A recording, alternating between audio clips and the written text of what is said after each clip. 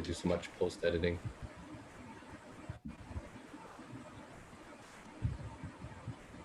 Just give me a minute or two, and then who's starting first? Abdul, is it you or Xiachong? Xiachong. It's me. Yeah. Okay.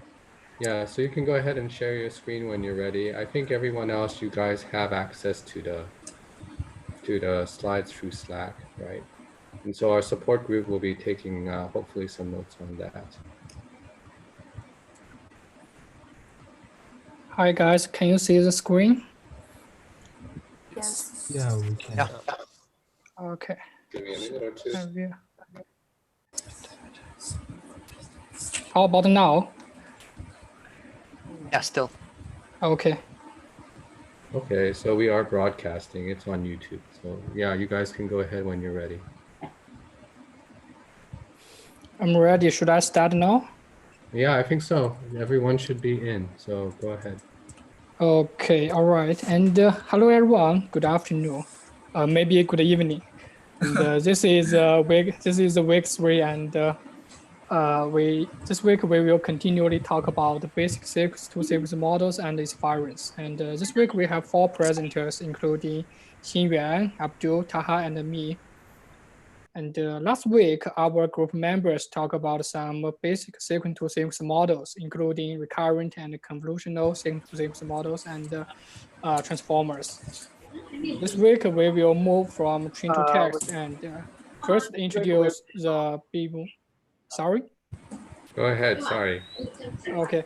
And we will introduce the beam search algorithms by me. And next, Abdul will introduce the attention mechanics. And then Xinyuan and Taha will give an introduction to advanced Seq2Seq models. Okay, let's start. And last time, our group members talk about some how to train the model. This week, as a complement, I will first introduce the decoding algorithms, including graded decoding and beam search. And it will take about 4 minutes. Okay, with a review of how to train the model, we always use the maximum likelihood estimation to train the model. That is to say, we have the encoder and decoder called Seq2Seq models. And at each decode step, we have the corresponding golden target word, GI. And each decode step, we have the normalized distribution over the vocabulary. And we calculate cross entropy loss between them. And this loss will back propagation through the neural network. And we can get the gradients, and we can update the parameters using ADAM or SGT and other. So this is a training process. Now we have one question. So if we have one trained model, how to generate tests from this trained model? The most straightforward way is called graded decoding. Once we have a trained encoder and decoder model, and each decode step, we can use the argmax function to choose the highest one and produce the output word for 1. And repeat this several times until the generation process has finished. So this idea is simple, and it's also it can generate some tests. It still has some shortcomings. For example, we have one French sentence to be translated, and we have 2 candidates, translation 1 and 2. Intuitively, the first one is better than the second one. So suppose we use graded decoding to generate the translation, and we already have the first 2 words, Qing, is. So which will be generated the next word, visiting or going? Since our model is trained by maximum likelihood estimation, that is to say, the more our model have seen, the more likely it is to generate. Given a simple example from Google search engine, is going is more than is visiting. So the model is preferred to choose the next word going than the visiting. So however, this will lead to the suboptimal translation too. So what if we have one method that can first generate several candidates, then we can choose the best one from these candidates and through some score functions. So the answer is yes, we have is beam search. Okay, let's gradually dive into the beam search. Beam search is actually one type of breadth first search strategy. As shown in the slides, I will give an example. At the first step, for example, we want to keep 2 candidates. So at the decode step 1, we choose the top 2 words. Now we have 2. The second step, we choose the top 2 words. Now we have 4. And keep going. And finally, so easy to find. Although this method can generate several candidates, the model will suffer the problem of exponential growth of the search space. So this is very how to solve this problem? In Beam search, we have one thing called filter. It is used to keep n candidates every decode step. Also, I give an example. At the first decode step, we choose the top 2 words. The probabilities of these top 2 words are 0.5 and 0.4. So now we have 2. At the second decode step, we also choose the top 2 words. The probabilities are 0.4 and 0.3. Now we still have 4 sequences. Notice that we only want to keep 2, so we have to decide which 2 to keep. We use one measure called a sentence score. For example, the score of the first sentence is the probability of the first word multiply the probability of the second word. As shown in the slide, it will result in 0.2 score. So the same with others, we can get 4 scores. Once we have these scores, we can choose the top 2 in red. And keep going and do this again and again. At the third step, we have some candidates, and we also choose the top 2. And continue doing this, we can result in 2 candidates. So actually, this is Beam search. So there are several things we have to also consider. So finally, we give a definition, a formal definition. Beam search operates by combining a breadth-first search strategy with a filter, and the number of n candidates, we always call it beam-wise. And in actual calculation, we don't use the probability multiplication. Since multiply several probabilities will result in a very tiny number, instead we use log addition. That is to say, add of several log probabilities. And finally, this is a log example. And finally is end condition. We have 2 conditions. The first one is when we reach the predefined time step t, we can stop the generation. And the second condition is when we generate n candidates, we can stop the generation. So one thing we have to know is candidates may have a different lengths since it depends on when he generates the end of EOS, end of sentence tags. So this is a brief introduction to the Beam search as a complement to the week 2. And for more detail, you can refer to these notes. And okay, this is the Beam search. Any questions? Sorry, I have a question. So yeah. I don't quite understand why using this mechanism of Beam search will result in, let's say, visiting being chosen over going.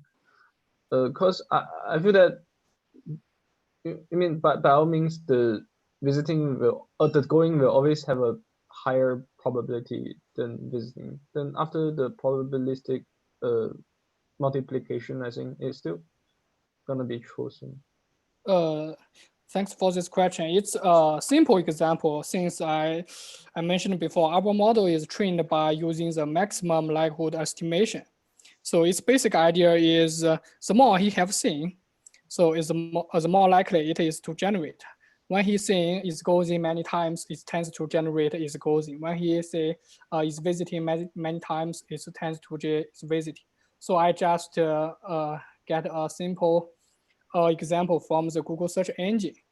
Is going is more than is visiting to give an example for this problem. In actual data set, is visiting is more than is going. It's so it may prefer to choose the second one as visiting. It's okay, but in there I give the example from the Google search engine to explain this problem. I mean, in general, my question is I'm a bit confused how this heuristic results in a a more optimal result rather than the suboptimal result. Okay, I get your question. This may be the optimal sentence is often not the big probability. The score of the sentence is of the big probability, I think. Let me think how to explain this.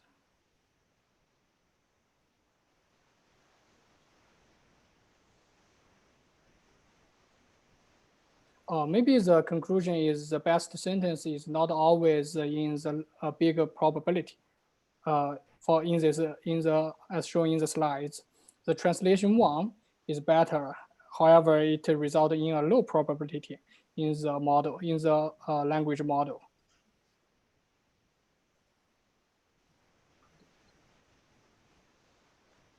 Is this okay? We have a couple comments on the chat, so you guys are welcome to take that into Slack if you want, because it's easier to consolidate, but it's fine to put it there too. Underscores of the.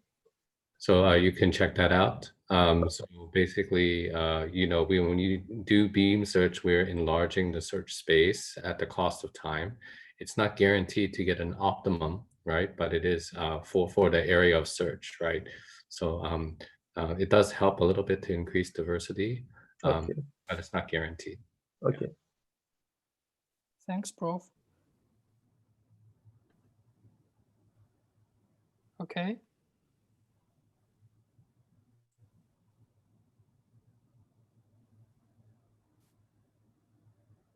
Okay, if any questions, you can ask on the Slack and I will answer it.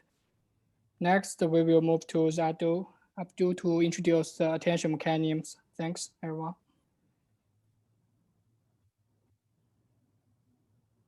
Okay, so again, we have our Scribe document. I've put it on the channel. So I think Laiba and a couple others are working, will be helping to scribe. So go ahead and add any notes that you want. And those of you who are listening along, please help out. It always helps for you to take notes. And why don't we do it collectively? So we collectively own the document. So please put your comments on Slack as well as on the document itself. Yeah, Abdul, go ahead.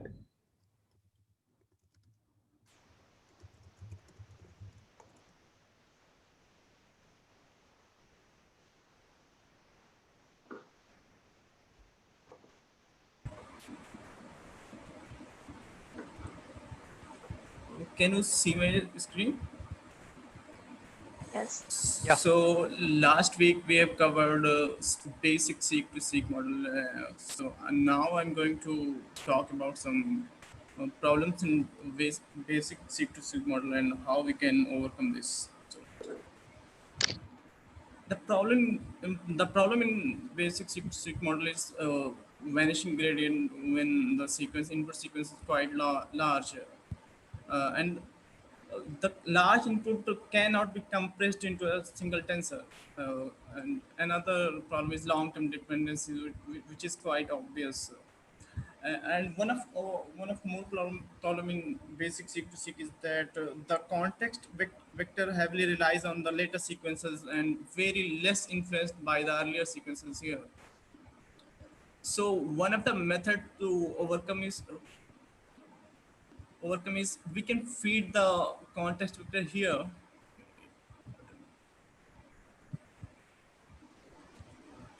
to the decoder along with word embedding and to decode the output. Here we feed context vector to Z recurrent unit along with input ext, and we also feed ext to Z, the fully connected layer, to decode the output. Even though it does slightly fix the vanishing gradient problem, and we gain some performance improvement, but it still fails to grasp the long-term dependencies. Next, I'm going to talk about little attention, soft attention, basically. So the basic idea of attention is to decode y1, how much attention we need to pay to the input sequences, input sentence, each tokens of the input sentence.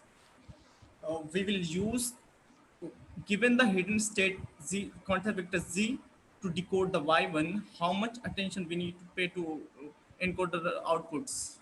This is the basic idea of attention, soft attention in Seq2Seq model. First, we calculate the energy. This is the linear layer over here.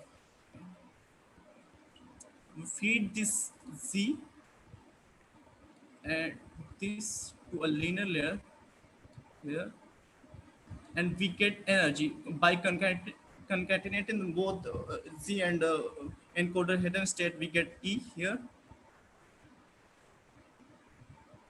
and then we apply another linear layer. Then we apply another linear layer with softmax. We get the attention here.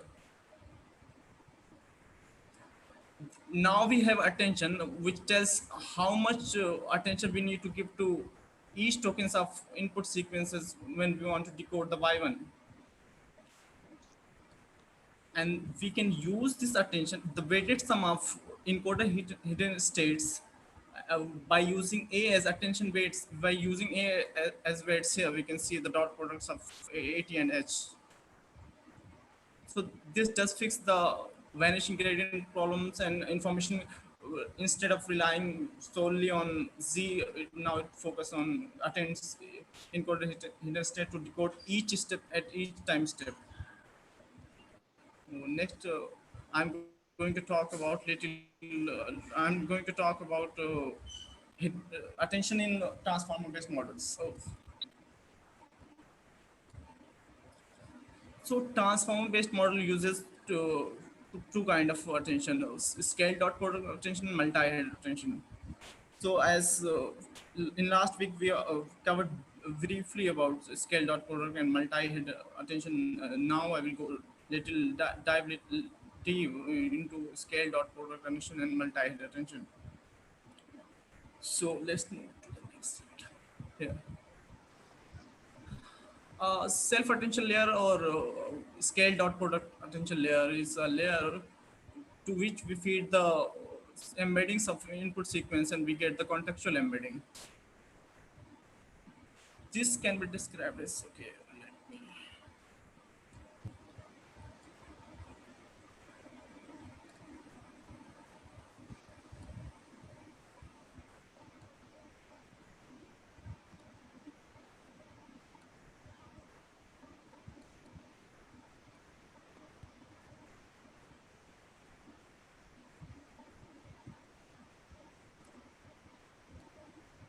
Here, first we calculate the attention weights here by multiplying each query to keys. This can be thought as this. And if we apply softmax function to W, we can get the attention values. And now here we can calculate the weighted sum of values where attention is at weight. We will get the contextual embedding corresponding to E1.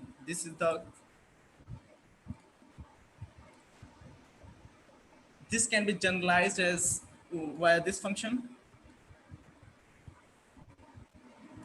And if we scale it by square root of embedding dim, we call it scale dot product attention, which is written as.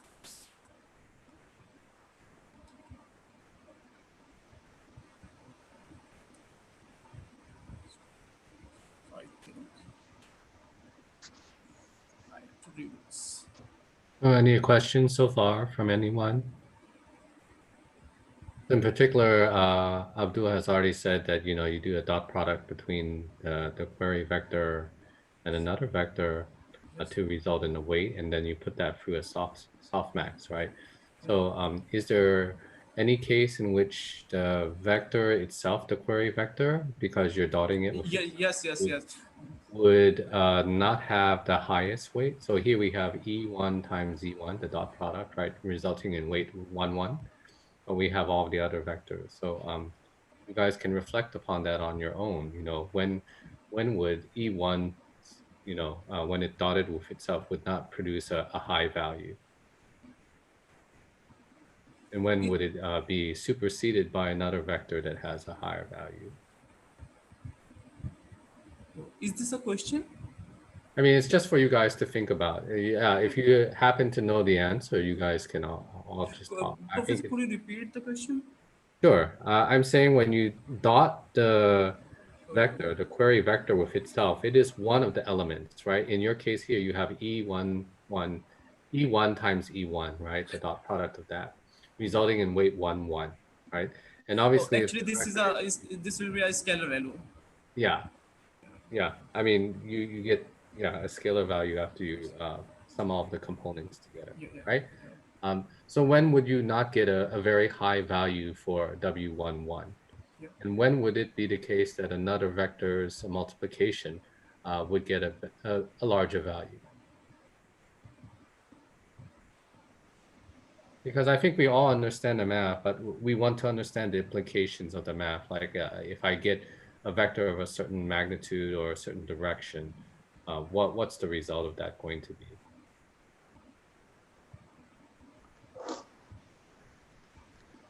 We don't have to answer it, but you guys can try to think about it in the Scribe notes, or you can put it on chat. But I think it's good to try to discuss, right? So we're not just in presentation mode. Okay, so any question? So next I will talk about multi-head attention. Sorry, scale dot product attention. So this can be thought the keys I have, as I have described earlier, the embedding or the input token for which we are computing the contextual vector or contextual embedding is called as query, and this is keys and these are the values. So there is we can, if we stack up this multiple times, this can be thought as a BERT model. But there is a problem. Can someone point out what is the problem from the audience? Can you say your question again? Well, If we stack this multiple times, this can be thought as BERT model or other encoder-based models. But there is still some problems. Can someone point out what is the problem? I'm just trying to make it a little more engaging. yeah, that's good. Please keep it interactive so you guys can try to think about what might be a problem.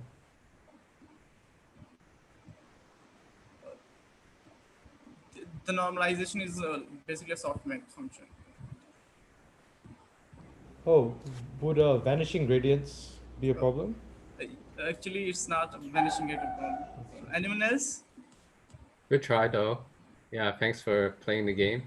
Okay, so we can see that there is no weights, so we cannot backpropagate the loss. So here we will add some weights here and here and here.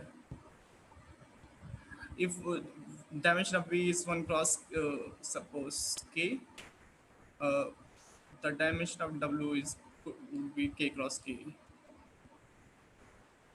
Now we can backpropagate the loss.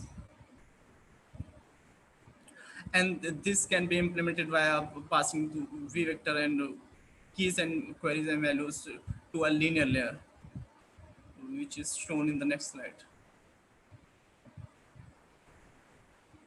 here. And now the next generalized equation will be this. Is it clear?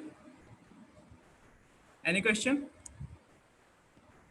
I If have you're one. clear, Maybe please go ahead and put a check mark yes on your participants list. If it's not clear, then please ask. and maybe without the weight matrix, we can directly optimize the word embedding matrix, since word embedding is actual some parameters. Am I right? Professor Min, could you paraphrase this question? I'm unable Sorry, to. can you say it again, Xiachong? Yeah. You see in this picture, in this slides, there is no weight matrix. Yeah. And what if we don't have weight matrix and we can directly optimize the word embedding? That is V1, V2, V. Okay. So what you will actually optimize there is no weights. We cannot backpropagate the loss. I think So Xiachong's question is, why don't we fiddle with the word embeddings directly rather than worry about a weight matrix forward? Is that correct? Yeah. There's some way we can tune the weight, sorry, tune the word embeddings instead of worrying about a weight matrix to multiply. I think, yeah, go ahead. so there will be no learning, like So I think these are two orthogonal things, right? So Abdul is saying, well, we obviously need weights, otherwise we can't back propagate later, right? So that there's some learning that happens, right? yeah. So that's one of the important parts. And then Xiachong is saying a separate thing, which is like, can we influence directly the word embeddings rather than worrying about just the forward part, right? Scoring sentences or other things of this sort. At least that's my interpretation of the question.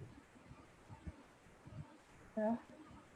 Yeah, I think one benefit of having different weights for each the calculation of key query and the value is that you get to like separate the tasks, right? So it's a much more detailed in that sense. If you just rather train the word embeddings, then you would probably give some performance over there, right?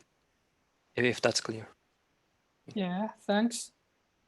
Okay, so now if we use multiple linear layer here and here and here, this can be thought as multi-headed attention. So let's move back to the next slide. So why do we actually need multi-head attention instead of why single head attention is not enough?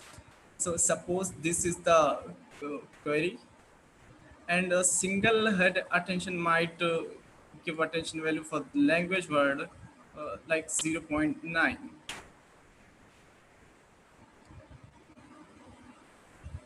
But the this token also heavily relies on other as well. So that's why we need multiple head attention, multi-head attention to calculate multiple head attentions. So here we can visualize it. Let me show it.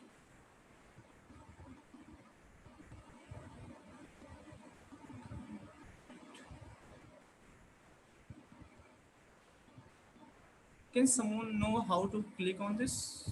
Okay. This is an interactive visualization of multi-head attention. I would like to show. Can someone know?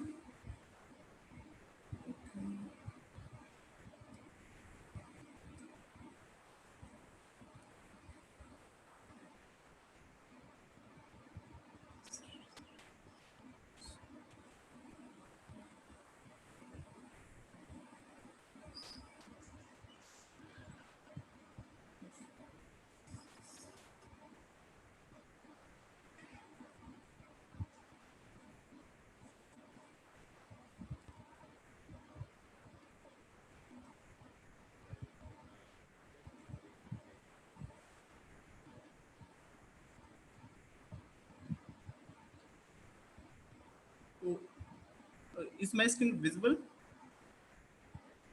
Yep. Yes. So we are going to. Okay, so this is the multi-head attention. We have stacked multiple linear, and the important thing is they do not share the weights. So we will get attention corresponding to each heads, and now we will have multiple y values. So if we concatenate and pass through a dense layer, we can get a final contextual embedding. And this, if we stack up whole layer multiple times, this can be thought as actual BERT model. Oh, any question? Okay.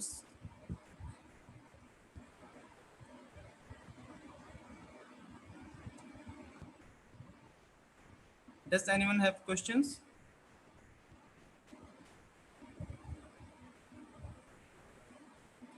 This is an interactive visualization of multi-head attention. I would like to show there.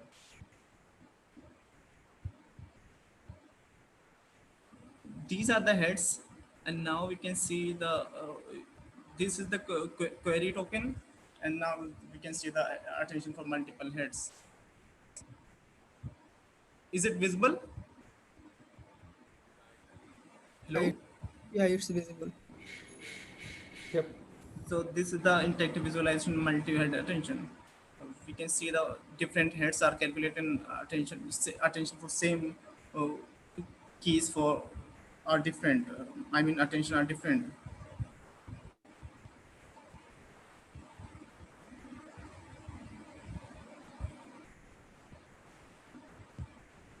These are the heads.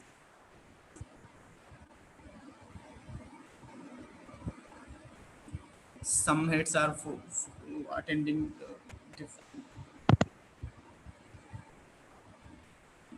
Is it helpful?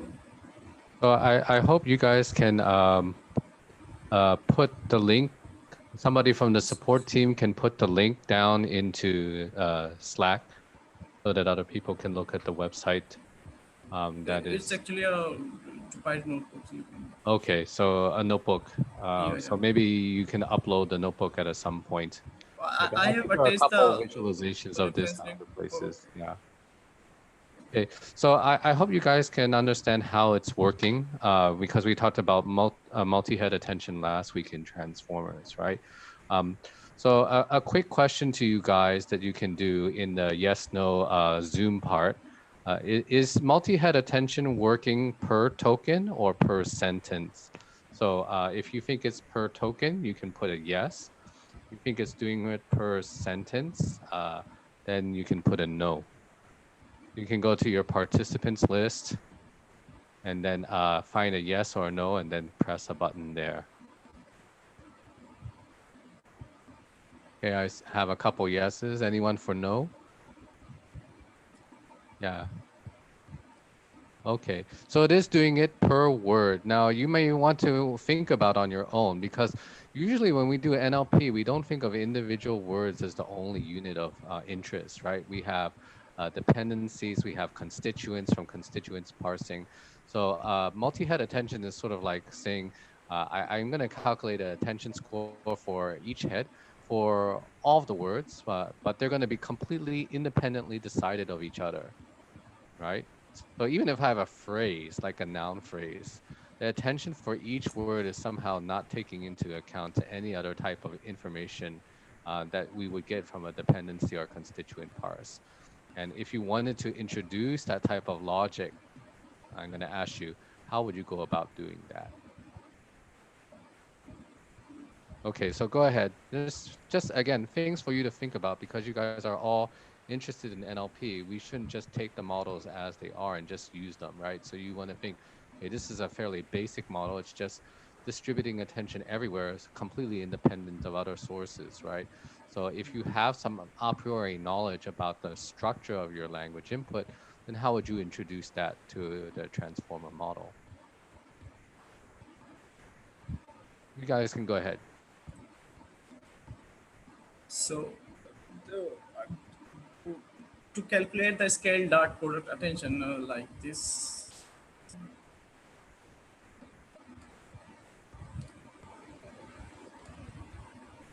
each queries are attend to each keys like this.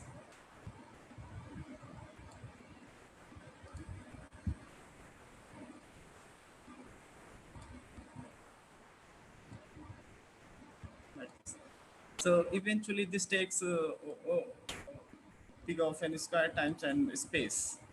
This is a big problem. That's why we cannot like pass very long sequence like more than 512.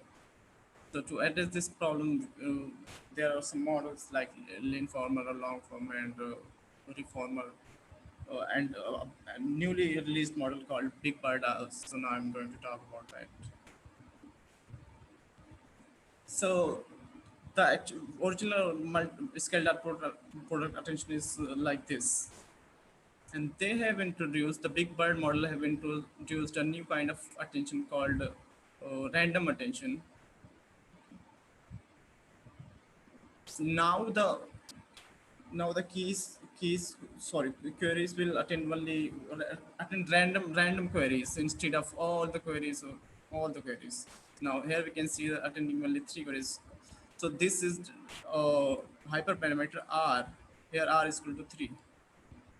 So now if we are attending only R queries, each queries are attending only R keys, so we can say that the time complexity is R into N. Since R is a constant, it can be reduced to big of N. Now, and this big bird model is heavily influenced by the long form model, which have in which they have used they have used window-based attention and global attention. Uh, Basically, a window-based attention is like this.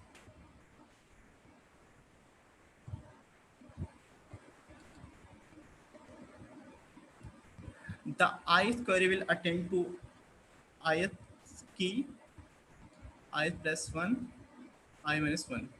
And this forms a window. So this is called window attention. And another form of attention is global attention, where there are some global tokens like CLS and SEP. So each SEP will attend all the tokens, and all the tokens will attend each SEP, and special tokens, I mean, like this. So if there are two special tokens or two global tokens, then the time complexity will be 2 of 2n, which can be reduced to n. Next.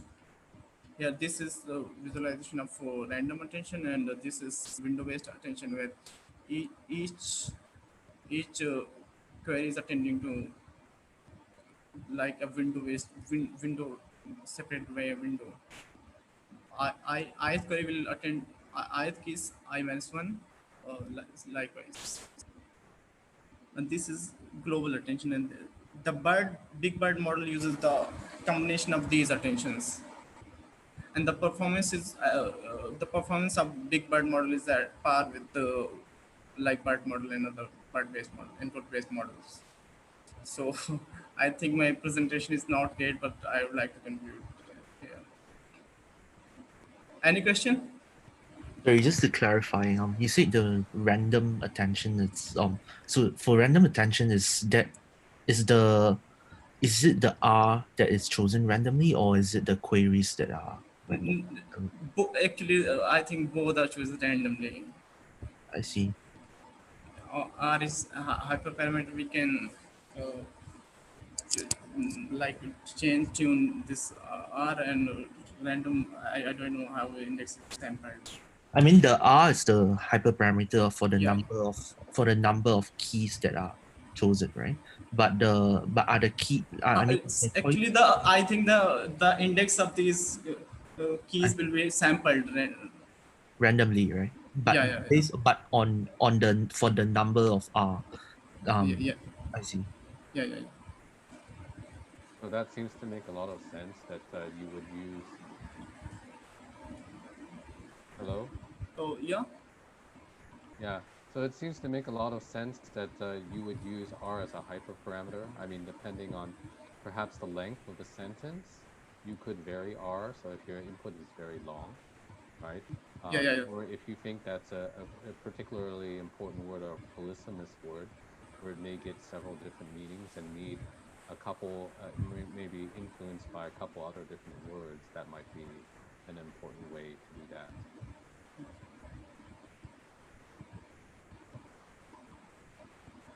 So do you guys have any questions? I think Abdul is done with his part of his presentation. Yes. Is that right? Yes. Okay. Questions? I assume you guys do have questions, but you're not talking. So please go ahead and ask, either on Slack or directly on the or directly here. These two attention mechanism was introduced in long form model. Okay, let me ask a question for you guys. You see the global attention that Abdul is putting here. So how come the middle part of this grid is not filled in? Shouldn't it be all green? Yeah. So this is a picture from their paper, I think, right? Yeah. It's from like Big Bird model itself. So if we have special tokens and n keys, n queries, so we will need we will fill only two n squares. This is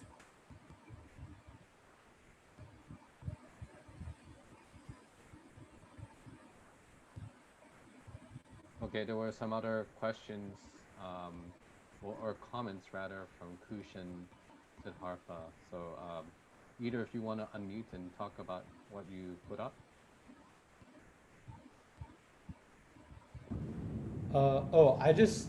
I remember reading when I was reading about the GPT models, about how one challenge they had with scaling was the quadratic complexity of the attention mechanism, and so they couldn't increase the context window to be more than, I think it was 2048. It's either 2048 or 4096 tokens, which then that means that you can't give GPT-3 like long form conditioning or long form instructions to get it to generate very long, like, I don't know, essays or books and stuff. But this would, like a Big Bird, would alleviate that, I think, since yeah. GPT-3 is it's built with the decoder part of the transformer, I think. Yes. Yeah. So that's it from my side. Okay, so do you guys have an answer for this part? I actually went to look at the paper while you guys are talking, and the answer's on page 2. So if you go to the Slack channel and you click through the archive and download the paper, you'll see on page 2 a set of 3 bullets, which I'm going to bother to copy into Slack just in case it's slow for you. Okay, that describes those 3 pieces, the orange, the blue, and the green. So the first one is the set of G global tokens. This is the green part, right? This one over here. And then there's a query, right? So for each query, you have a set of random keys. So that's the orange part. Okay, and then a block of local neighbors. This is their window attention, which is their blue block. Right. So they're using some type of very typical strategy to try to attend to the things that they think are important. And if you've read the NLP papers that try to look at normal multi-head attention that is without discarding any blocks, you'll see that this type of thing actually happens a lot, right? If you look at the attention heads, there are many of them that are paying attention to, let's say, the close window nearby, right? So a lot of tokens actually just pay attention to the last word that was issued. And then there are some tokens that always seem to make a difference, like those at the beginning of a sequence or at the end of a sequence. They're usually pretty important. So that's why you get this global attention that sort of makes sense, right? And then you have, for specific words, there should be some words that are, a dependency or something like that that would be important. And so you don't have that in random attention. They're randomly deciding. But I guess that's part of the point, is that you want to sparsify the leftover part, right? The 2 upper and lower triangular matrices that you have here on the fourth part, but try to populate it with some values. Okay. So let's thank Abdul and Xiachong for their parts first. Okay, and we'll go on to the next presenter. Okay, that will be me. Okay, Taha, take it away. Sure. Can you see my screen now? Yes. Okay, great. Let me just adjust these. Okay. So yeah, let me begin.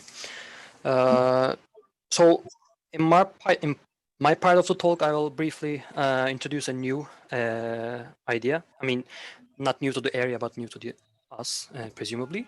So this is the copying mechanism.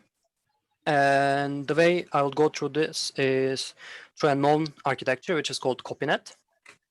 And yeah, to start with, let me just take my phone. Yeah. So this is the architecture of the RNN search, or as we know, it's sequence to sequence, generic sequence to sequence architecture. And there's basically three components, right? The first one is the encoder, which just takes input values and maps them into hidden word representations. Then comes the attention, which takes those hidden word representations and create a context vector. And then the last but not least, the decoder, right? Where we just input this context vector to and generate our output tokens. But one limitation, as I would call it, is that comes when the decoder starts to generate tokens. And that is, so the way the decoder generates each token is by creating a distribution over our pre-existing vocabulary, right? And this created token, the Y, as we call it, has to be pre-existent in our vocabulary, right? So now let's think of an example, a response generation task, right? So we have this utterance that says, "Hey, would you like to drink Sprite or Coke?"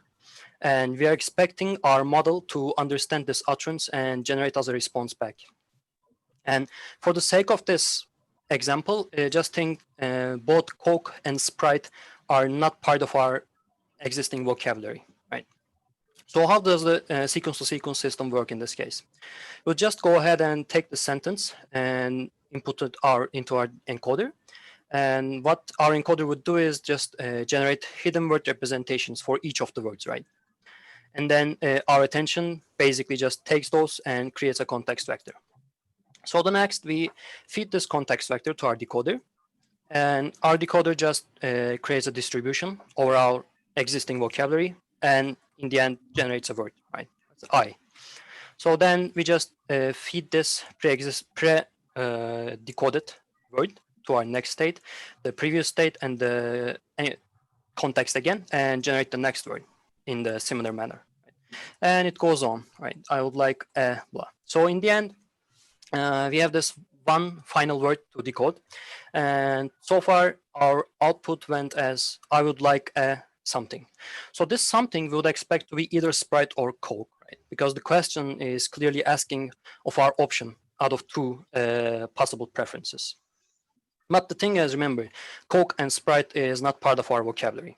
So what happens is that our system fails and creates a garbage in response to this utterance. So yeah, let's define our task. So the task is training a sequence-to-sequence model that encodes the source sentence S and decodes the target sentence T, making use of words that are existent in our vocabulary V, right? But the problem that we just discovered is that the source sentence sometimes might have some out-of-vocabulary words that we need to generate during decoding, right? And with the existing sequence-to-sequence architectures, we're basically not able to do this. So what's the solution?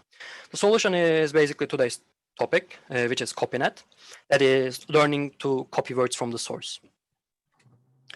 So yeah, these are two examples from the paper itself. The first one is actually quite similar to what we just went through, right? There's a unique word, an entity that is in the utterance, and we would benefit by just copying it to our response, and that's what we do. But as you can see from the second sample, it's not always have to be an entity, a unique name. Sometimes, for just the sake of coherence of the dialogue, we like to copy a sequence of words from the utterance to our response, right? So even though these words are probably existent in our vocabulary, having the copy mechanism and just copying directly from the source might sometimes benefit us still, especially as we'll see in the later slides in summarization and tasks like that. So yeah, but first let's try to understand how CopyNET does what it does. So basically, as you can see from the left-hand side, the overall architecture is quite similar to basic sequence-to-sequence, right? There's an encoder that just finds the hidden representations, then the attention mechanism that finds the context vector, and finally the decoder that finds each output word in the end. But there's basically two different parts to this, right? The first one is decoding, right? So what decoding part, what this CopyNET architecture does differently is that rather than only having the probability of generating a word from our vocabulary, it also adds to that the probability of copying a word from our source text, right? So this is pretty much the only thing that is different in terms of generating, but we will go deeper into this just in the next slide. And the second part that's different is the state update, right? So for the original sequence-to-sequence architecture, how the state update works is we just feed the previously generated token into our next state as we feed the embedding of this and decide on the update for the next state. However, for the CopyNET, they also introduced this new measure that's called selective read for the previously generated token. And again, we are going to discuss it a bit more later. Yeah. So and for the sake of questions, if you have any question, like anything you don't understand, or if you just like want to start the discussion, you can just stop me and go. You don't need to wait for the last time, like last slide. So yeah, let's start with the prediction part, right? So as I already said, if we take out this second part of this equation, the copy, this scheme becomes the same as the original sequence-to-sequence architecture, and that's the only different part that's introduced in this CopyNET architecture, right? So we're basically to find the probability of generating a word, or I would say decoding a word. What we do is we find two separate probabilities and add them up to find the final probability, and that is to generate this word from our vocabulary or to copy this word from our source text. So how does the copy thing work though, right? So there's this equation that finds us the probability of copying a word, let's call it YT. And the way it works is by if you don't have the word, the target word in your source, then naturally the probability of copying it is 0, right? It is quite explainable. And then if the word is in our source, then what we do is we basically just go through each word in our source text, and whenever the word is equal to our target word, we add the copy score for that word to our sum, right? So the first question that comes to mind is, how do we calculate the copy score for a word? And this is just a simple linear layer that combines the hidden vector for that word and the state, right? And there's also an unlinear activation function. And the paper claims that this unlinear activation function here is benefiting the whole thing by just mapping the hidden vector and the state to the same semantic space, right? That's why we have this linear activation function. And this is actually important because we're not going to have it in the generate score. So yeah, one other thing that we have in the equation here is the normalization term. So after we find this sum, we just normalize it with this term. And this term is actually shared by both the generate mechanism and the copy mechanism in the whole architecture. And it computed as the addition of two sums. The first sum, to find the first sum, we just go through all of our words in the vocabulary, and we sum their the exponential of their scores of being generated. And we also have the unknown token added to this whole vocabulary. And then for the second sum, what we do is we just go through all of our words in our source text, and we add up the exponential of copy scores of those individual words.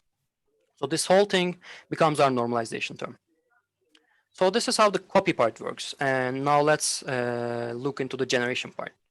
So for the generation part, there are basically three different cases. If the word is in our vocabulary that we are looking for, then the probability becomes the normalized normalization of the exponential of score of generating that word, right?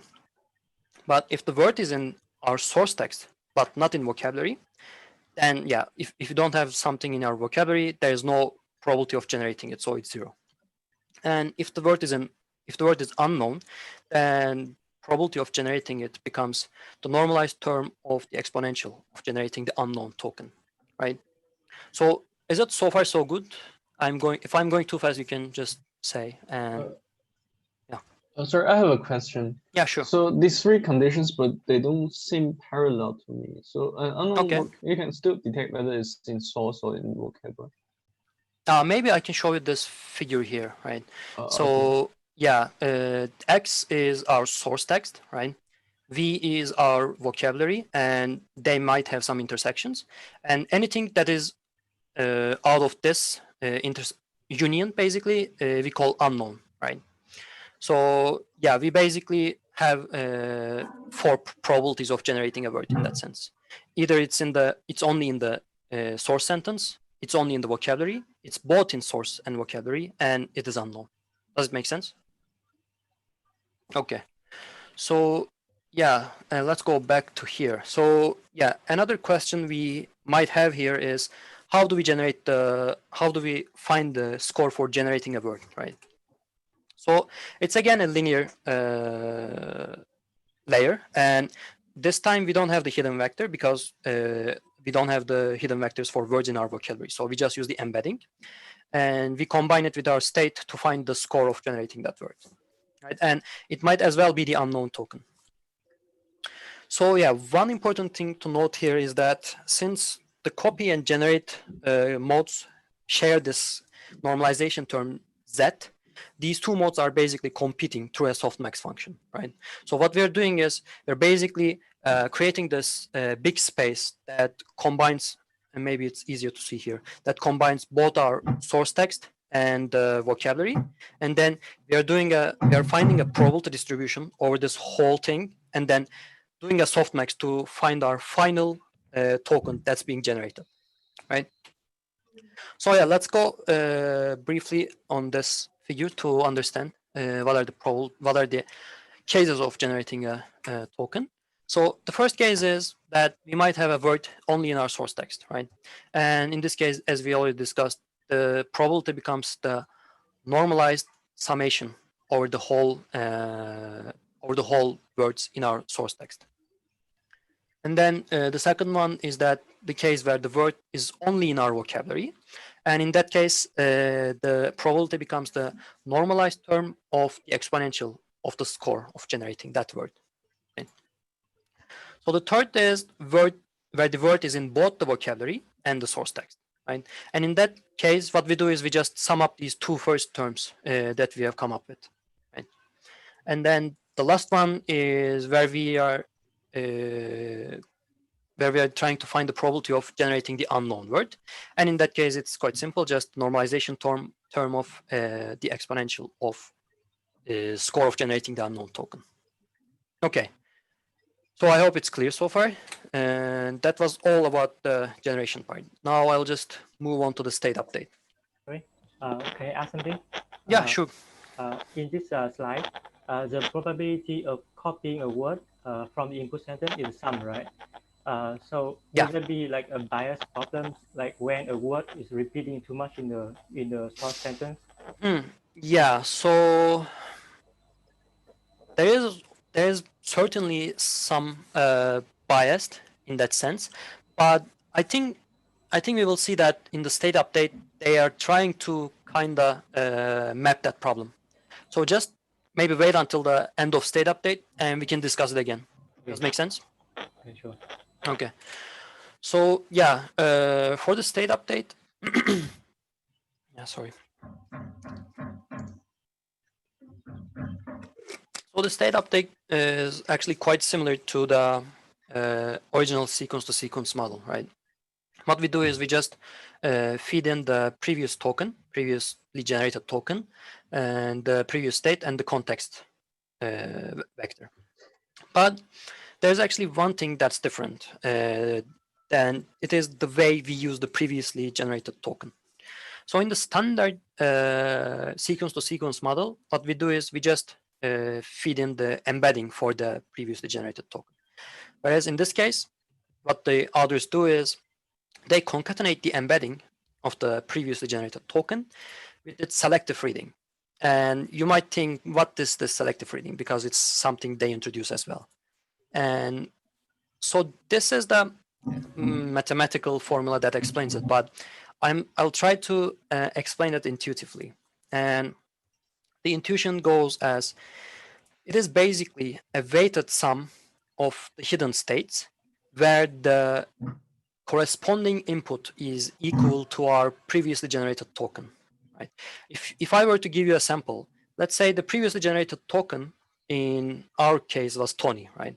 Then what we do is we just go ahead and find all of the Tonys in the input sentence and find the corresponding hidden states, and then we just do a weighted sum of those hidden vectors. And the weights are basically found through this formula, right? And so why the selective reading thing is beneficial is that it somehow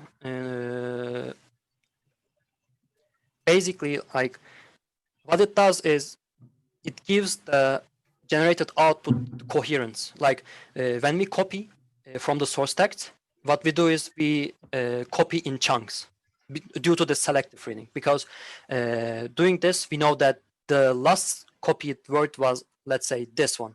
So we have a more probability of copying the next one, right? Because we want the chunks to be coming in the as a whole, since the source text is assumed to be grammatically correct and coherent, right?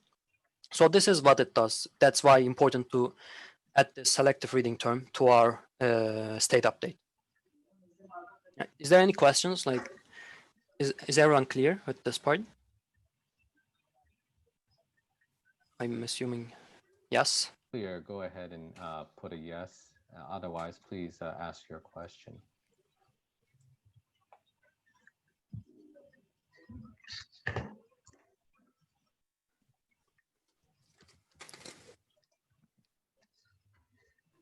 Okay, Taha, do you have other slides you're going to cover? I think only 2 more.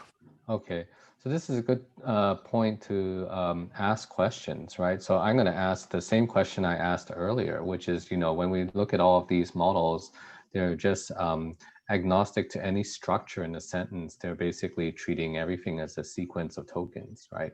So if you have some other method, or you have prior knowledge that, you know, Tony Jabara is a named entity as a unit, how do you enforce that? I mean, Taha is basically saying, okay, because of selective reading, we have a propensity to go ahead and take tokens and raise the copy score in some ways for subsequent tokens. But is there any way that you, or, you know, papers that you've read or other things of that sort could introduce something that takes prior knowledge and knows that an entire dependency relation, like say a prepositional phrase or named entity such as an organization or protein name, the entire chunk needs to be copied out?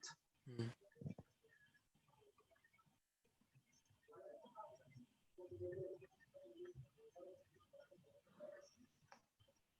So again, you don't need to answer right now, but I think it's really useful to think about it. I mean, we've gotten really, really far in the last 5 to 10 years in NLP with these models that don't pay really any attention to any enforced structure. They're sort of trying to learn it on its own.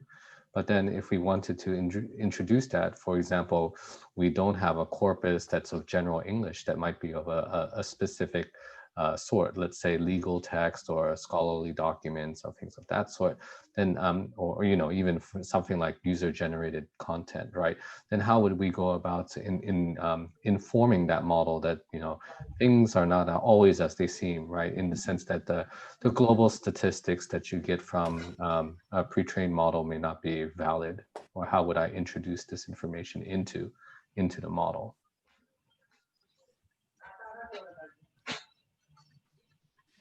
Yeah, I agree. Maybe just to give you a thought as well. So this, when I look at this example, for the second example here, I'm also concerned that so if anyone here worked on dialogues before, it's a known issue that dialogues, the response generators are always try to give answers that are safe, right? And this second one seems like quite a safe example to me. So like the model, when you train it this way, might learn to always not give any information in their response, but just choose the safe way and repeat you when you have the copy mechanism. But yeah, I don't have any more research on this part, but it's just a concern that you might also think about. Yeah. So I think there are not any more questions, so I'll just keep going. Yeah. So there are actually many case studies in the paper that's going on, but I didn't involve them much because due to like time constraints. So I'm just going to show you the experiment settings and the results. And if you're interested, you're welcome to just refer to the paper. So the first experiment setting they have is they generate a synthetic data set with simple patterns, right? Because what they want to evaluate is that they want to see if their model is does better work when the source and target pattern have some target word sentence have some common patterns, right? So what they do is they define these rules in their synthetic data set. So for example, for the first case, this means if the source sentence have an X, then just omit it in the target sentence, right? So here we can see there's an X in the source and the target doesn't have. And similarly, if you see an X, just generate an X, so X, X, and if you see an X, just generate 2X, like etc. So, and what they do upon this data set is that they just use the simple RNN, I mean the sequence-to-sequence model, and attend the sequence-to-sequence model with attention and their own model to basically compare how the models work. Yeah, in the second case, they also use a real-world task on text summarization, which is LCSTS. And then for the last part, what they do is they collect a data set for simple single-turn dialogues, like the ones we just went through in the first set of slides, right? So yeah, let's see how the results went. Yeah, the CopyNET for the synthetic data set, the CopyNET beat the baselines in almost all rules because of the copying mechanism advantage, and it only did worse, if you can call it worse, when the X has to be omitted, a pattern has to be omitted, because you don't get any advantage from the copy mechanism in this case, right? And the second experiment was on text summarization. Again, the CopyNet did much better in all metrics compared to the baselines. The baselines here again is sequence to sequence and sequence to sequence with attention. For the last part, as I explained, what they did was they created this response generation data sets. And they basically did they created two data sets, DS1 and DS2. And the main difference between the two data sets is that the field substrings in the training and testing are different in DS2, whereas they are the same in DS1. So what it means is that in training, for DS1, in training, you are exposed to the entities in the test set, right? Whereas in DS2, the entities in the test set are totally new to you. So what we are expecting to see is that CopyNet does much better in DS2 compared to DS1. And yeah, as you can see, the differences between the baseline and the CopyNet goes much higher when the dataset goes to DS2 in both top 1 and top 10 scores. So yeah, this is pretty much all about this paper. But as I said, there are some case studies that's been done in the paper. So if you're interested, you're welcome to check those out. And if you have any questions, I can answer them now. Okay, first let's thank Taha for his presentation. Thanks. So again, we'd like to ask you guys whether you have questions, especially you know, any thought questions that you have that go beyond the paper. I think especially if you've already heard CopyNets before, and I think quite many of us have, you're willing to talk about extensions of CopyNet that you've seen from other people, please do. Zitai?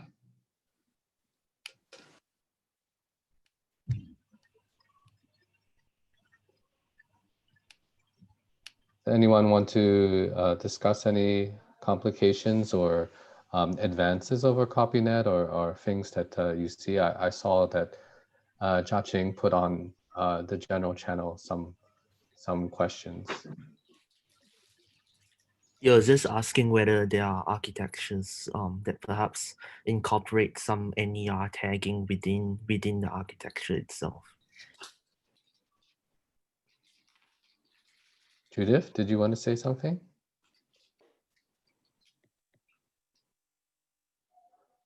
So does anyone know any architectures that involve named entities or other multi-word constituents into the generation process?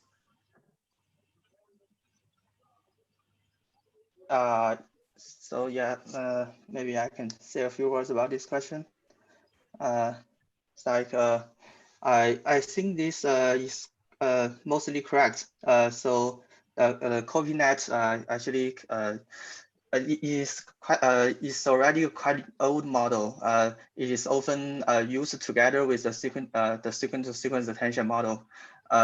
But today, I think the main trend is using some pre-training language models to do generation, such as using the BRAT or the UniLM. So for these models, they do not incorporate explicitly a copying mechanism because their vocabulary is mostly using the word piece. So it actually addresses the OOV problem to a large extent. So maybe copy mechanism is not that useful for them.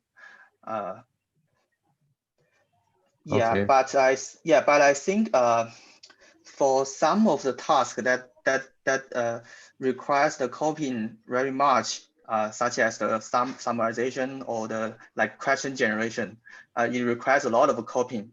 In this case, a traditional model, sequence-to-sequence plus copying still, I think can achieve comparable results with the pre-training language models. So this will, I think this actually highlights the importance of copying. Okay, yeah, thanks Liangming for bringing us up to date with current trends in NLP. So this also partially answers Laiba's question that you may have seen on chat. And Yajing also put in phrase tokenization. So if we have phrase tokenization, that helps a little bit. But you also need to think about the domain of application, right? So there will be some domains that are you will always have problems with OOV because they're personalized, right? They whatever pre-trained model or corpus that you train on may not represent the current data that you have because it could be on an individualized basis, right? If it's just the fact that there's vocabulary drift or your model is small, then perhaps a large pre-trained model gets to most of that, right? So then the intuition that Liangming brought is that using a large pre-trained model can help most of the cases there, right? Yeah. So you can think about the particular application domain that you might want to apply NLG on, right? So we'll talk about NLG in upcoming weeks too, where you may have a different ratio of tokens that are named entities or open class words that may come out of the blue, right? And how do you deal with that? Especially in things like where names are or product names. If you think about e-commerce chatbots, that is a very big problem. So you can think about what type of work that you can do on that. So if you have looked at papers outside of CopyNet like Liangming has, you can help the Scribe team or put them up on Slack so that others in the group can take that as a jumping point for further investigation. And I think, again, we're going to see some of these topics being picked up by the NLG group, which Liangming is going to lead a little bit in the upcoming weeks. Okay, so we'll switch to our next presenter. Yeah, I'll just stop sharing.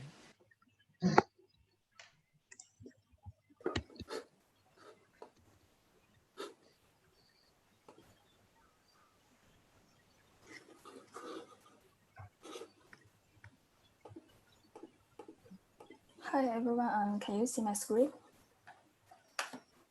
Okay. Thanks for Taha for introducing us about the CopyNET. Then I will introduce a paper called Sequicity, simplifying the task-oriented dialogue system with single sequence-to-sequence architectures. As you can see in the title, so it is applied to the task-oriented dialogue system. So what is the task-oriented dialogue system? Here's a toy example about it. At each turn, the user said a sentence first, and then the machine generates a response. And after the several turns, and finally the machine satisfies the user's demand. And in this example, we can see that the machine responses the address and the phone number of the Italian food restaurants that the user wants to know.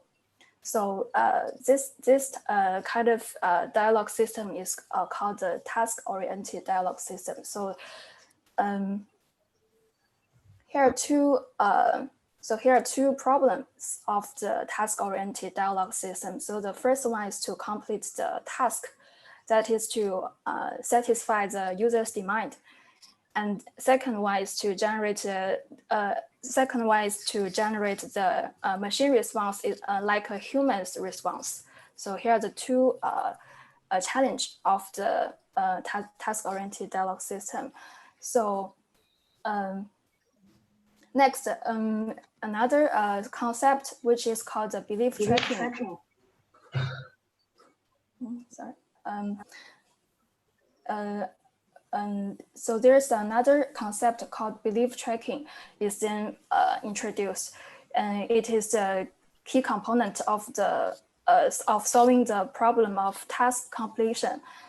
Simply speaking, so in the multi-turn scenarios, the belief tracker is a predefined classifier because it records the key information from the past turns. It includes the informable slot and also the requestable slot. For example, the informable slot is the food type, and the requestable slot is the slot that records the user's need in the current dialogue. For example, is the address or the phone number. However, the previous belief tracker has some problems, such as it need to be pre-trained and it does not scale well due to the lexical diversity. As a result, the author in this paper proposed another concept called belief span, shorted as B-span. And it is a text span that tracks all the belief states as each turn, and it also has the information field marked with this text, and also the request field marked with this text. So let's see the example again. So we can see in this example, the U1, U2, U3 denotes the user's utterance, and R1, R2, R3 denotes the machine response at each turn, and B1, B2, B3 denotes the belief span at each turn. So at first, we can see the B1 contains the information slot Italian because the user states that the Italian food in the U1. And then in the second turn, the user adds an additional constraint chip, resulting in this the two values in the information field. And in the third turn, the user further asks about the address and the phone number. So then the address and the phone number are stored in the requestable field. So here's a very simple example of how the Sequicity model are. So here's a question like, how do we calculate B3 and R3? We can observe at the turn 3 that the B3, we can see that the B3 contains the Italian chip, which is related to B2 and R2. And also the R3, the machine response, is related to the B3 and also a knowledge base search. So we can get a simple observation that B2, R2, and U3 results in the B3, and the B3 and the K3, which denotes as the knowledge base as the turn 3, results in the R3. So in general, Sequicity is so this observation gives an example of what the Sequicity is. So in general, at the turn T, we concatenate the BT-1, R-1 UT as a source sequence, and it is for the sequence-to-sequence modeling, and the target output sequences at each turn is the BT and the RT. So in this way, the Sequicity model, it completes the task of the task completion and the response generation in one sequence-to-sequence model. Here's this is a general process of the Sequicity's idea. So the first step is that every time it encodes the BT-1, R-1 UT, and then it decodes the BT. And after we get BT, we can start the knowledge base search, denotes as KT, with the if we get BT, and the last is to decode the RT with the BT and the KT. Here's a very general formulation of the BT and the RT. So from now, we can know the general architecture of the Sequicity. Here's the four steps, and then the author applied this model into a simple sequence-to-sequence model called CopyNET, which is introduced before. This is a simple application of the Sequicity. They propose a two-stage CopyNET model of to apply to solve this problem. So the target sequence Y, they are separated as the BT as the first M token and the RT and of the rest of the tokens. And there are two-stage copy because BT and RT are decoding in different separately. So there are two-stage CopyNETs. So the first stage is to decode BT, and the second stage CopyNET is to decode RT. And because they use the CopyNET, so they also use the probability, which is to decide if it is copy the word from the source or generates the word. So the first stage CopyNET is to decoding BT, as I told before, and similarly, this is the copy mechanism of the CopyNET, and that is that first we calculate the copying score. Like we see that at every J time when we generating a word, we search every input xi and then calculate the similarity of the hidden states HJ, and then we transfer the score into a softmax probability distribution. And at the second stage, it is a very similar CopyNET, but the goal is to decoding RT. It is a similar formulation of the first stage, but it is worth to mention that the Y means the BT BT decodes at the first stage. So here's a slightly different.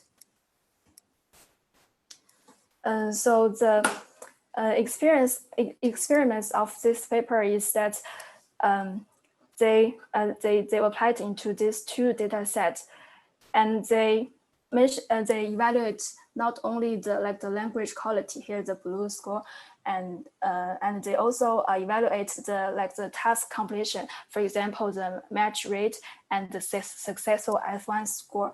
It evaluates if the model can generate all the right constraints of the customers, and they also evaluate the training time of all the models. And the first four models are the baseline models, and we can find that the model TSCP, the two-stage CopyNET, is got the highest performance. So this is a contribution of this paper. So the first one is that they use the one sequence to sequence model with the task-oriented dialogue system, and they also propose a concept of called belief spans. That is to propose a text span instead of the previous belief classifiers, and they apply it. And the Sequicity is a general architecture.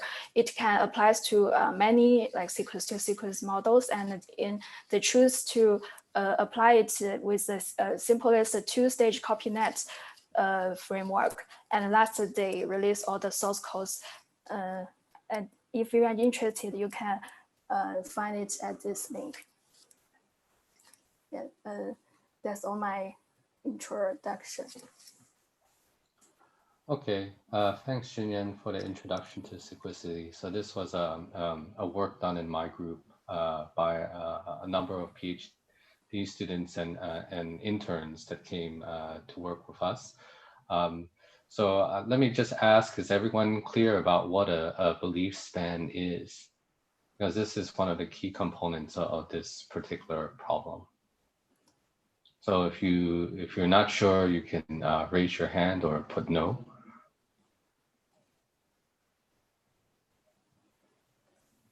So I'll give you a little bit of background for this work, which will probably help you interpret it a little better, which is that when Chang, who is the lead author on this, as a PhD student, he wanted to get into dialogue. And of course, he was picking up all the state-of-the-art work in RNNs, and he was asking his critical question, which is what I asked all the students in the group to come up with. It's like, how can we do dialogue systems using RNNs, right? So one of the things that when you study the previous architectures for dialogue systems is there's this huge component called a dialogue state tracker, right? And so that thing is supposed to tell you what you've already discussed, what is in the domain, how many other things have already been enumerated, like if you're buying airplane tickets, like what's the destination, what hasn't been requested, like the economy or first class seats, okay? So it's a very involved architecture, okay, and it requires a lot of engineering. And you know, Wen Chang took the hypothetical question and say, what happens if we throw all of that into the trash and then pretend that we can get it from the sequence? Okay, so that's what he did. He said, maybe we're going to get away with modeling the state using something called a belief span. And the belief span is just basically accumulated from previous utterances, right? So the whole idea was to get rid of this complicated knowledge-rich data structure, which is very hard to engineer, and replace it with something incredibly stupid, but based on statistics, right? So that is the belief span. So the whole idea is you decode from previous information what you believe has been discussed. Okay, and you call that a belief span. So then with that mental model, which is just really not a model at all, right? It's just a bunch of tokens that have been copied or generated from previous turns. In this particular example that Xinyuan is helping to show, it actually has the correct answers, right? So it has something about Italian food and cheap food. Okay, it basically said the RNN attended to that through the CopyNET, right? Through the first stage of CopyNET. Then on the second part, you want to actually decode the response, right? So having an idea of what the person said and what it came from previous term, which was in the belief span, use that to jointly decode what you actually want to say.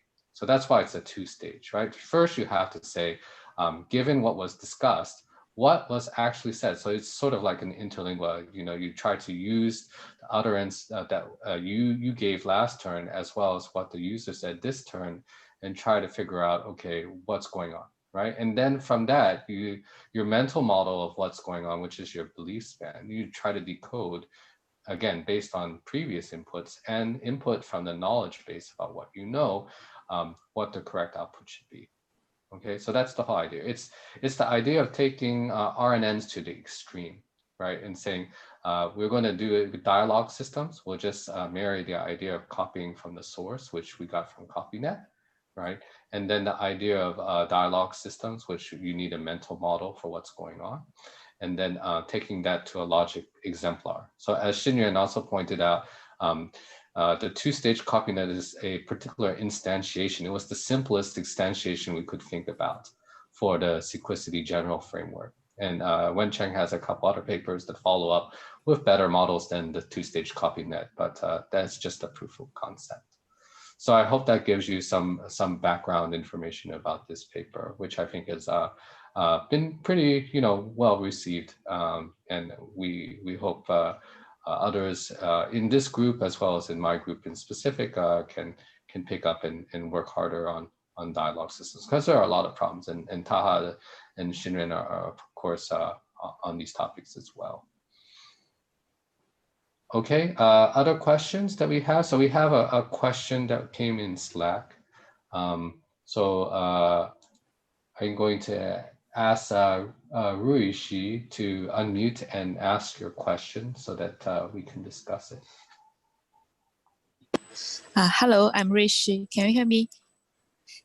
Okay, so I just noticed some of the NLP training data set are based on the words. So I'm thinking about if we could just training the model based on the characters, because I think the word is more like the higher structure of the characters. So was that kind of the structure be informative for all of the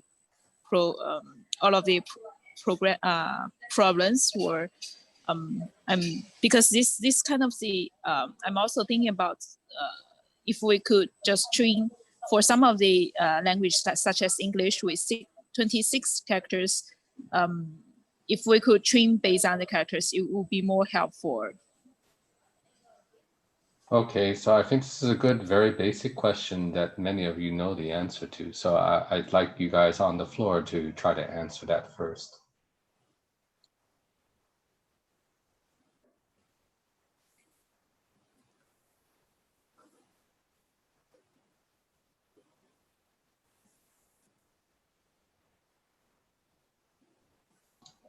So please, anyone want to go and give a response? Please go ahead, Victor. Actually, I don't know the answer, but I just give it a try. You want based on the character, then you say it's like 26 letters, right? Then finally you build up a matrix 26 times 26. So it's very limited. Yeah? So you already know the result of this, like this size of matrix. So it's very limited to your final result. You build up sequence-to-sequence model based on this. So finally you only come up with like few words that's very like popular words made of those popular letters. Instead of if you are doing that in the word level, your matrix could be much larger. Then it means that you can generate out like more results to build up your sentence. So that's my understanding for your question. Okay, thanks, Victor, for that. Do we have any other person that wants to discuss? I think Yeah. in care-based model, we will end up like tokens like which has no meaning. In decoding, we will generate tokens which has no meaning, right? In character-based tokens. Okay, so Abdul and Victor are coinciding. I think both of them are saying that a character-based method probably doesn't work. That's actually not quite correct, but it's a good try. And again, I want to applaud both of you for trying. I mean, it's not important that you get the right answer because, of course, this is all research. So, you know, maybe current results will get invalidated anyways. So Taha, did you want to say something? Yeah, so actually, I think the character-based embedding is something that's being frequently used with the models, and it's usually, I think, used combined with the word embeddings. And I remember actually you asking us in one of the group meetings what kind of benefits does character embeddings give compared to word embeddings. And I think the answer was something like, so when you can find intuitive information between the syntactic similarities of words, then there where you can get benefit from the character embeddings. For example, like, I don't know, if two words are etymologically similar to each other, so they have like similar roots, then having the character embeddings involved might help your model understand that interaction better in that sense. So yeah, having them actually comes with benefits, but as pointed out correctly with others, it becomes a bit harder to train. Thanks, Taha, for that. Xinyuan, did you want to say anything about this? Actually, let me just have a guess. I think maybe if we embed with the character level, I think it's like how to represent the word meaning, like how to get the actual word meaning, because you know, you just get several characteristics and you didn't catch anything about like what is the what real meaning is. So it's very hard to like to keep the word synthetic, I think. Okay, so I think what I'm hearing from Abdul, Xinyuan, and Victor are similar, which is that the letters themselves probably don't mean a lot. But what you guys are observing is true, that, you know, if you look at a sequence of letters or a subsequence of letter, there is meaning. And then in many languages, especially alphabetic languages, there is that. So, you know, in English, we have prefixes and suffixes and roots. And other languages, like ones based on any Indo-European language like Sanskrit, also has that. So you may have words in languages that have accents or diacritics. And when we remove them, we get something closer to a root affix, and there's meaning in that. So that happens a lot, especially in Arabic. Okay, in Chinese, for example, or any of these, you know, ideographic scripts, we have radicals, right? So in Chinese, you have a left-hand side or top part of a word that would indicate the somewhat correlated with either sound or meaning, right? So when we compose these types of components together, we get something that's a little bit more semantic grounded. Okay, so we can use that information by trying to calculate sequences, right? Sequences of letters rather than individual letters, and try to assign meaning to them. So you may want to cover this on your own, because we don't have it assigned in our reading group this time. You know, any of the subword or morpheme-based models. So there's a whole part of NLP called morphological analysis, right? That morphology means shape, right? So shape of words, right? So here we want to take a look at the shape of a word and see how that shape of a word looks like other words. So all of the components that we just talked about, radicals in Chinese, prefixes and suffixes and affixes of words in other language, correspond to something like that, right? So the whole point is like, if I can find a regular prefix like UN in English or ANTI in English, and say, oh, I observe that, you know, a lot of the times when I see this sequence of letters in the front, it's pretty regular and it seems to do something with the meaning, right? It like inverts it or whatever. Then I can try to learn something from this, right? So we also see this statistically, right? So that, you know, I can see that there is a normal word form, like, I don't know, format, the word format, or the word computable, okay? But if I put the prefix un in front of it, somehow that's also a word that's in the vocabulary. So I know that somehow un is a morphologically distinct word piece, okay? So if you look at, I think fairly recent work such as word piece or BPE, those are all using that type of technology, not technology, just statistics to try to find out information from that. So Ruishi's observation is correct. But I'd also say Xinyuan and Victor and Abdul's points are taken as valid too, is that individual letters don't get you very far, but perhaps sequences of individual letters when they're regular might be able to help you with that. Okay, so yeah, so I think Kush also put up a paper that some friends of his did on Tamil word embeddings, and you know, there's a lot of work done in morphology. It's a big part of the ACL community, and if you're interested in that, that's a good topic. Okay, any other ones of you want to speak up? So Samson is here, so Samson actually works on exactly this problem. So I don't know whether he wants to talk about anything.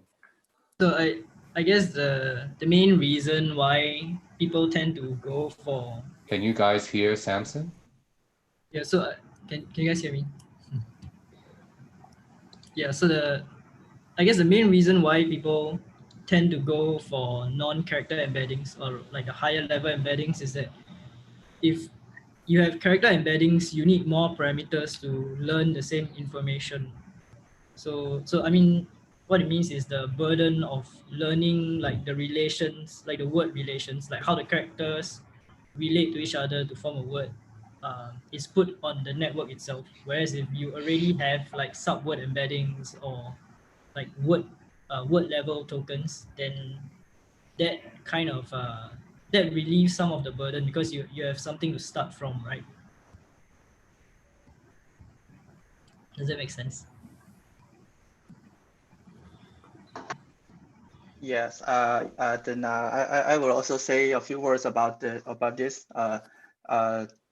that previous people didn't mention. So I think one benefit of character embedding is to like address the OOV problem in sequence-to-sequence learning. So actually it addresses this in two aspects. So first, like you know, when a word is very infrequent, then it is very hard to learn its word embeddings because it only appears a few times. But if but for these infrequent words, if you combine their if you use their character embeddings to combine with the word embeddings, the character embeddings will help you to like guess what this word means by from its combination of characters. So this actually addresses the infrequent words problem, and also and it also address the OOV problems, since that if you have a word that do not occur in the vocabulary, like you can to decode this word one character by character. So in this case, you won't have OOV problem. I remember that there is one paper use this idea. That is, when you want to generate a word that is within the vocabulary, then you can generate it.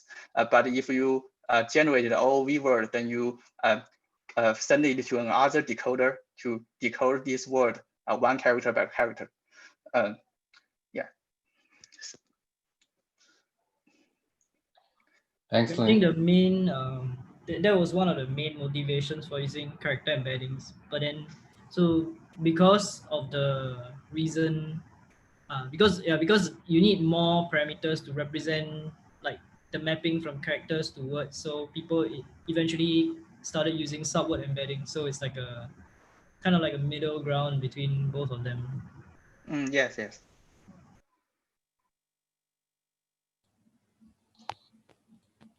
Okay, anyone else want to talk? So Jia Ying, I think you also put a couple things on the chat.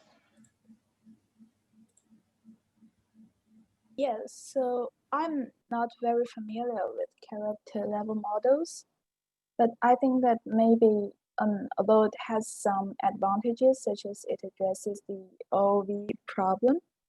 It can in some way increase computational cost, but I think that maybe, so in our last session, so last week, I heard that like CNN structures could be incorporated into NLP models that allows for parallel computation. So maybe this can make up for the computational cost brought by long character sequences.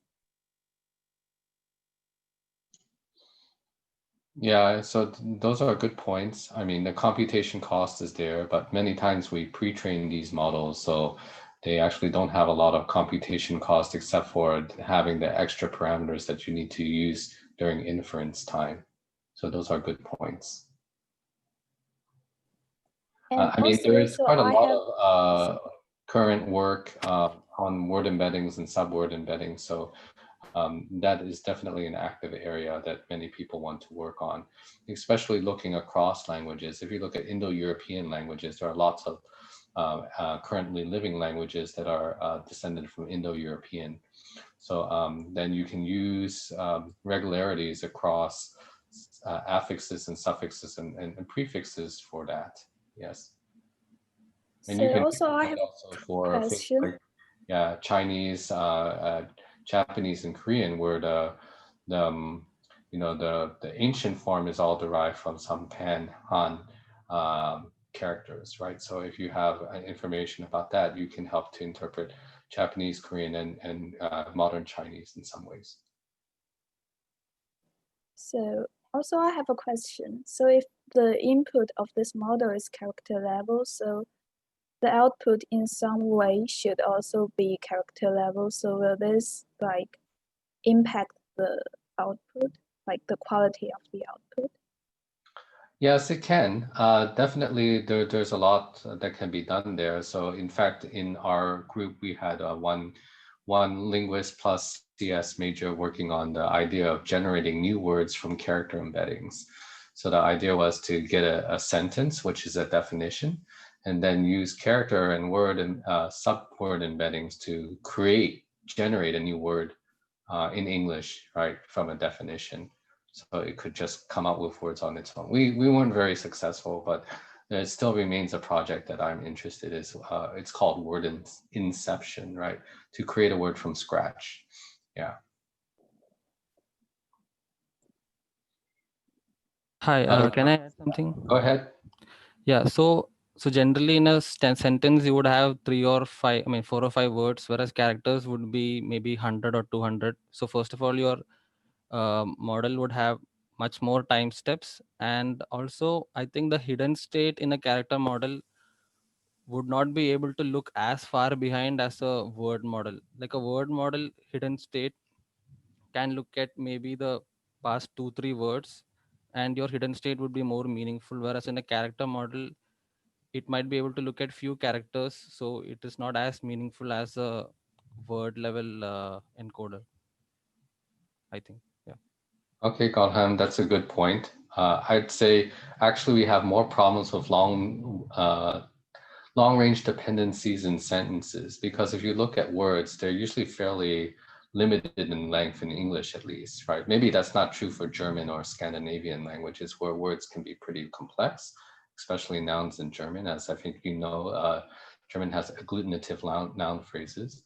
But in English, at least, the word length is pretty manageable. But if you look at sentences, especially from the Wall Street Journal, which is a lot of our classic training data comes from, the sentences can get up to 50 words in length. So we rarely have English words that are 50 characters in length.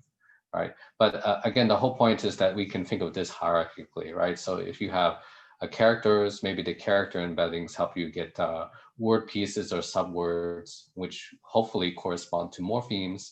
And these morphemes can be added up to form individual words. Individual words go through some type of parse tree to construct constituents or dependencies. Then we get sentences and paragraphs and articles and things of that sort from that. So certainly the upper parts of this are very loosely bound, but I think, generally we think of words as being somewhat controlled. Yeah. So good points. I mean, you'll see some obtuse cases. I mean, in every ACL, you see some papers which are talking about agglutinative languages where a single word is like representing an entire English sentence, for example, in Scandinavian languages. But that's all the fun stuff that the linguists like to talk about. Okay, other comments?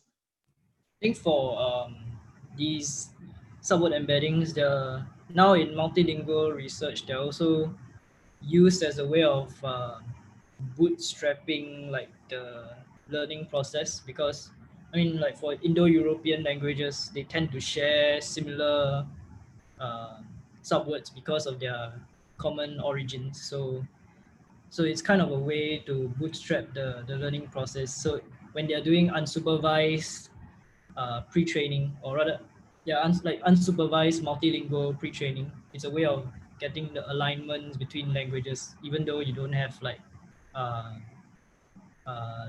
cross-language bytext. That's a good point. So you can use some type of alignment model that's not necessarily conditioning on parallel information to still get some useful context and data from it. Okay, so it's 2:51. I think we've done a pretty good job of keeping time, and you guys have been extremely good at participating, and I want to thank you all for that. So again, participation is key in a reading group. If we don't have participation, you guys could just watch it on YouTube anytime. There's no point in being live at a certain time. So I want to encourage all of you to continue to read ahead of time when the group posts their papers, and for you to contribute. It doesn't have to be your turn to scribe to help. So I know the scribe document has been a little late today, but I hope you guys will all put in whatever links that you'd like or questions that you want to discuss. This is why, again, we hold the reading group open to the public. And I trust my own group, the 10 of you or so that are on this call have gotten some benefit out of having a lot of other people. And same with all of our first year PhD students in SOC. I hope you have benefited from all of our overseas colleagues and peers that are helping out. Okay, with that, I want to first thank all of our speakers and presenters, and especially to our support staff that are helping out for this round. Next week, we'll start on, I think, is it NLG? I forgot the topic. But those of you in weeks 4 and 5, please make sure that you have looked at the spreadsheet again to identify whether you're part of the week 4 or week 5 crew, and join the appropriate preparation channel. Again, even though you express the preference, we have to cater for the amount of people so that we have a uniform distribution. So if I assigned you to a week that you're not happy with, please let me know. Okay. Aside from that, the week 4 and 5 group need to start putting up their paper. So week 4, you guys need to decide which papers you're going to cover for the basic part at least, and leave the week 5 people to decide which papers they want to cover later on. I think in certain cases, we have people on both weeks, especially on my own students. Okay, but you guys will have to determine which papers you want to decide by on Tuesday. Okay. So with that, I think we've come to the end of today. So we'll see you all in next week, again at 1 o'clock Singapore Standard Time or Chinese Standard Time, whichever nation you happen to want to attribute it to. Okay, thank you very much. Take care, everyone. Bye. Bye.